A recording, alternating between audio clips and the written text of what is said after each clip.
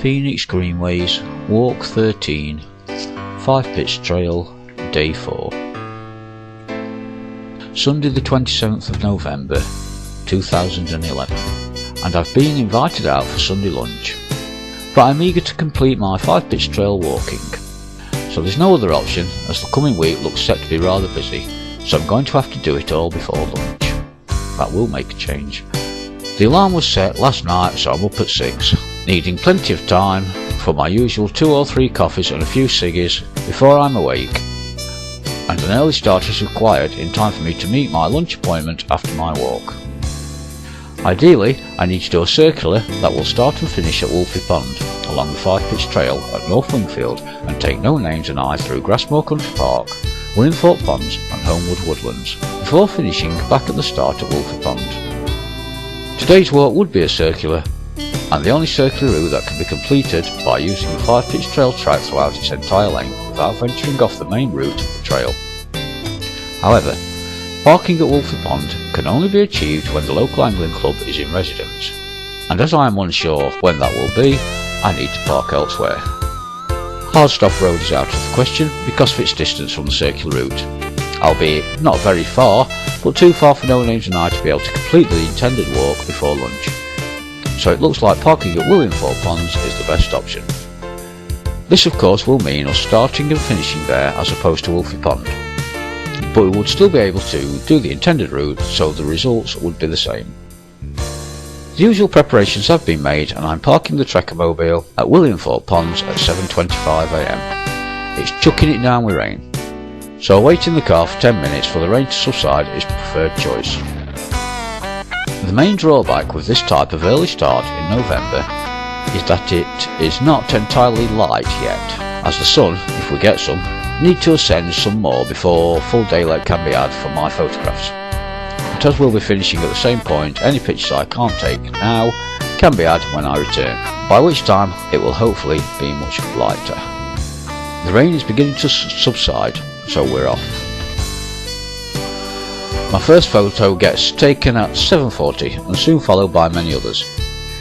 Williamthorpe Ponds is a wonderful woodland and water habitat supporting much wildlife. 3 ponds altogether, 2 of them very large, and a bird hide located at the side of the third for ornithologists to use by prior arrangement. The area is also very popular with fishermen, and fishing platforms have been provided around the ponds.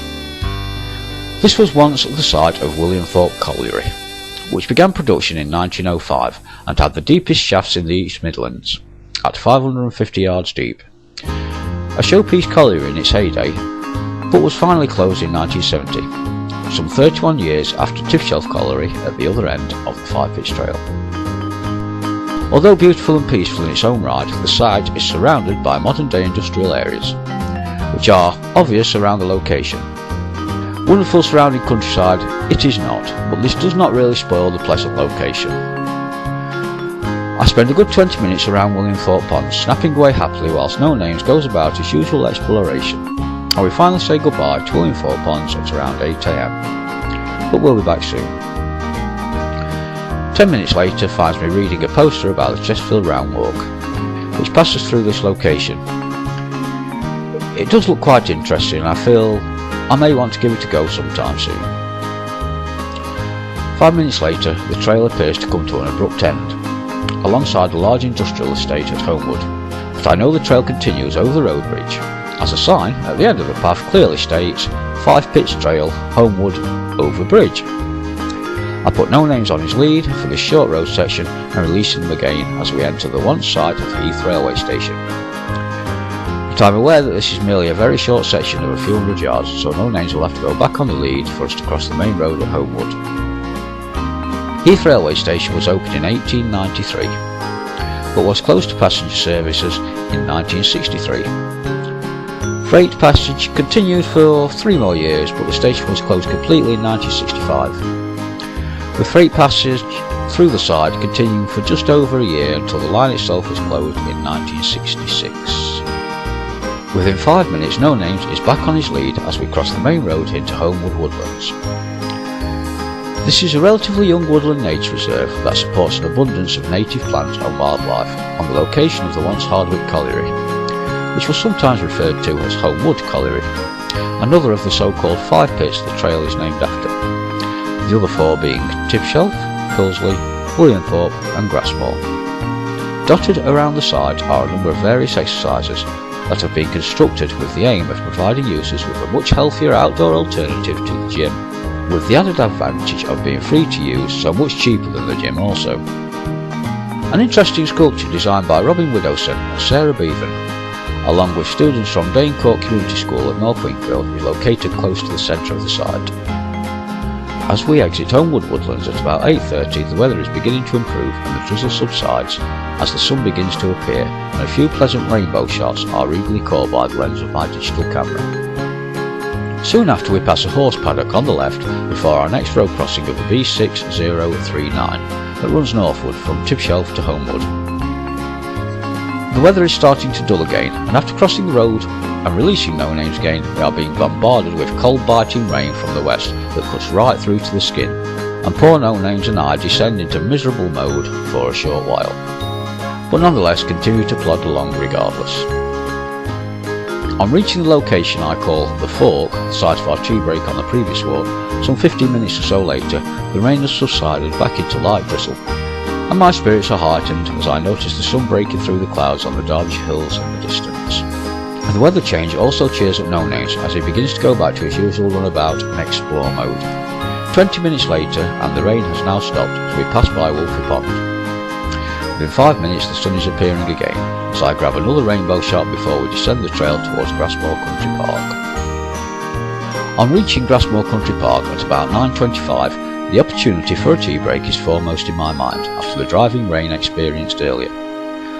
I have no desire to sit on a wet bench for our break, so wait until the sun is shining and then find a nice location in the park to relax for a while. Such a location soon comes along, and the tea break proves to be most welcome.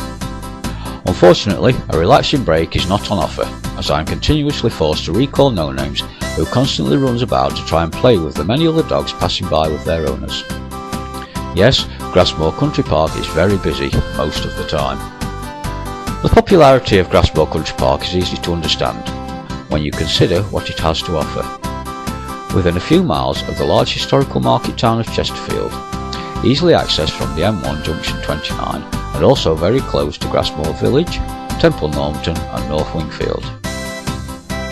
Grassmore Country Park offers 2 ponds supporting a number of waterbirds, dragonflies and waterfalls, and a very large area of open grassland interspersed with wonderful woodland areas, and has its own car parking area. It is not unusual on a summer's day to see it thronged with human activity. Fishing is permitted on site, but only on one of its ponds, not both. It is also the official end of the 5 Pits Trail, or the official start of the 5 Pits Trail. Grassmore Country Park is on the site of the once Grassmore Colliery, which opened in 1846 and continued production for over a century. Some references state that the colliery was closed in 1950, whilst others state 1971. So as yet I'm unsure, but will endeavour to find out for definite. The training centre for Derbyshire miners was located adjacent to the site. Grassmore had its own railway station, opened in 1893, on Mansfield Road next to the colliery site, but was closed in 1940. About half hour after entering the park, we exit and begin our ascent up the slope back towards Wolfie Pond. 15 minutes later, we are exiting the area of Wolfie Pond on our final leg of today's walk, towards our earlier starting point at Williamthorpe Ponds. The Williamthorpe Ponds finally come into sight at about 10:25, but now the weather is much more suited to photography, and I make use of the opportunity to get some more shots in, this time a little clearer than earlier. A 20-minute photo session ensues before I hutch No Names up into the Trekkmobile after being out on the wonderful 5 Pits Trail for 3 hours. Ready for our ride home with plenty of time left to get home, have our usual cups of tea, and view today's 200 photographs before meeting my much anticipated Sunday lunch appointment in good time, which coincidentally was absolutely delicious and in great company. Please be sure to view the photographs of this walk on Facebook as usual. There's only 196-ish. Thank you very much, and I shall speak again soon. Goodbye.